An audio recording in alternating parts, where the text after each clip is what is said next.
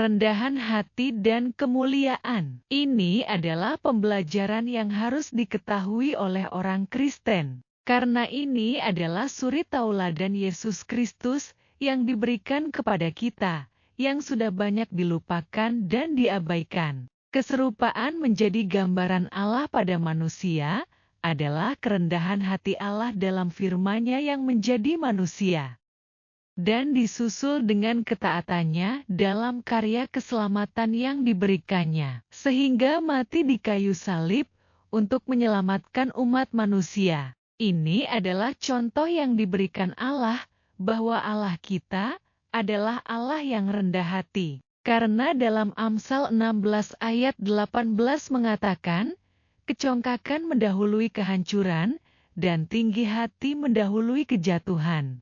Ini yang telah dilakukan oleh iblis sang putra fajar, ketika ia ingin menyamai dirinya, sama seperti Allah. Maka ke dunia orang mati ia diturunkan, ke dunia orang mati yakni Hades, terdapat dalam Yesaya 14 ayat 12-15.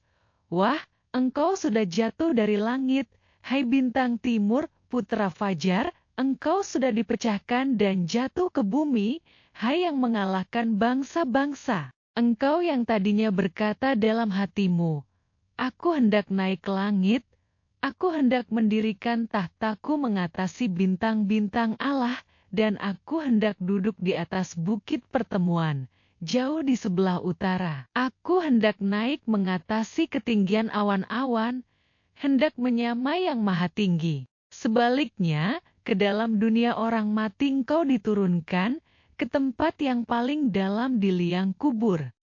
Karena kesombongan pasti akan mendatangkan celaka, ini adalah hukum Allah. Siapa menantang hukum Allah, berarti menantang Allah.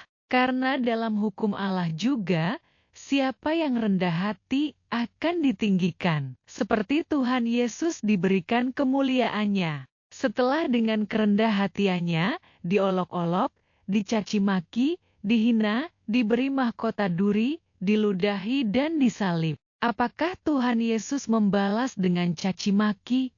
Tidak, melainkan keluar dari mulutnya pengampunan, dan berkata ampunilah mereka, ya Bapa, karena mereka tidak tahu apa yang mereka perbuat. Orang yang rendah hati tidak menghakimi, melainkan mudah mengampuni.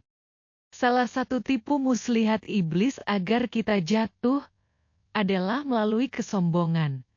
Hati-hati agar kita menyadari supaya jangan jadi sombong. Hal ini dilakukan iblis ketika melakukan pencobaan kepada Tuhan Yesus di padang gurun, ketika iblis membawanya ke kota suci dan menempati dia di bubungan bait suci Allah. Iblis menjebak Tuhan Yesus dengan berkata dalam Matius 4 ayat 5.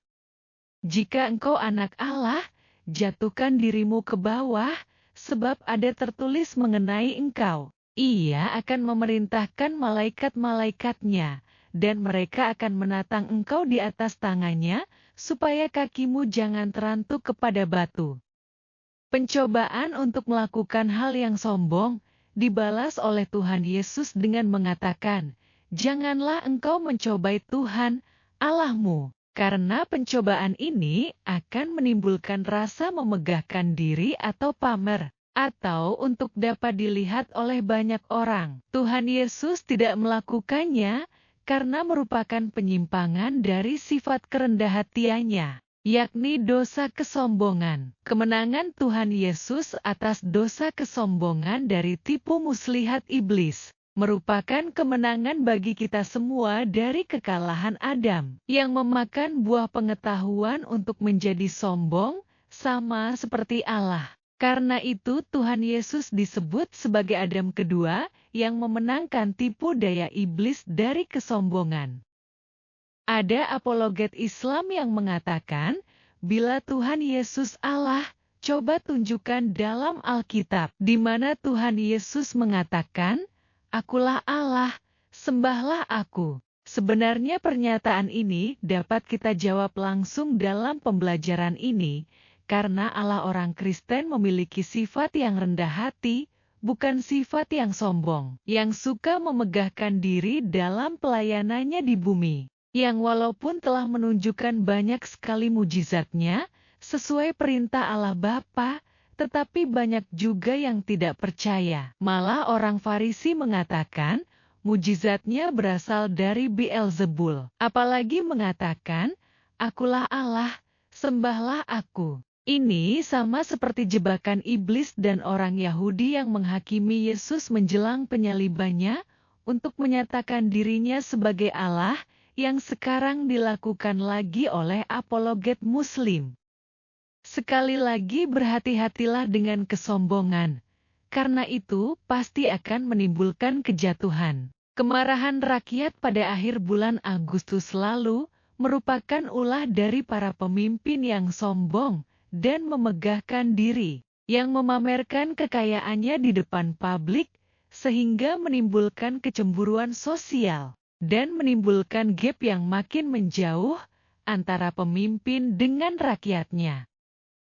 Suri tauladan Tuhan Yesus bagi seorang pemimpin adalah melayani bukan untuk dilayani dan meminta penghormatan. Ini dilakukan Tuhan Yesus ketika membasuh kaki murid-muridnya sebelum penyalibannya. Adakah pemimpin seperti ini? Bukannya pemimpin yang mengatakan bahwa rakyat jelata jangan disamakan dengan anggota DPR, dan mengatakan juga kepada rakyatnya sendiri sebagai orang yang tolol di seluruh dunia, dan untuk membenarkan keputusan pemerintahannya, mengatakan, jangan tinggal di Indonesia bila tidak membayar pajak, nanti segala urusan dipersulit. Ini adalah pernyataan yang sombong dari seorang wakil rakyat, karena apa yang diucapkan mulut berasal dari luapan hati yang sombong. Ini sangat benar-benar menusuk hati rakyat, yang seharusnya dilayani dan dilindungi,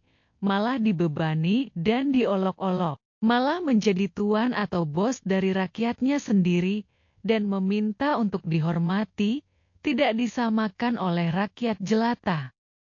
Ini adalah pembelajaran, jika ingin memilih wakil rakyat, harus kita mengetahui dahulu sifat dan karakter dari pemimpin yang kita pilih. Jangan cari pemimpin yang mendahului kepentingan diri sendiri dan partainya, yang hanya bisa berjoget-joget setelah mendapatkan kenaikan tunjangan, tanpa memikirkan penderitaan rakyat dengan memeras atau mengesahkan kenaikan pajak dari penghasilan rakyat. Karena itu bukanlah calon pemimpin yang baik, yang dapat mengabdi pada bangsa dan negara, melainkan untuk kepentingan dirinya sendiri.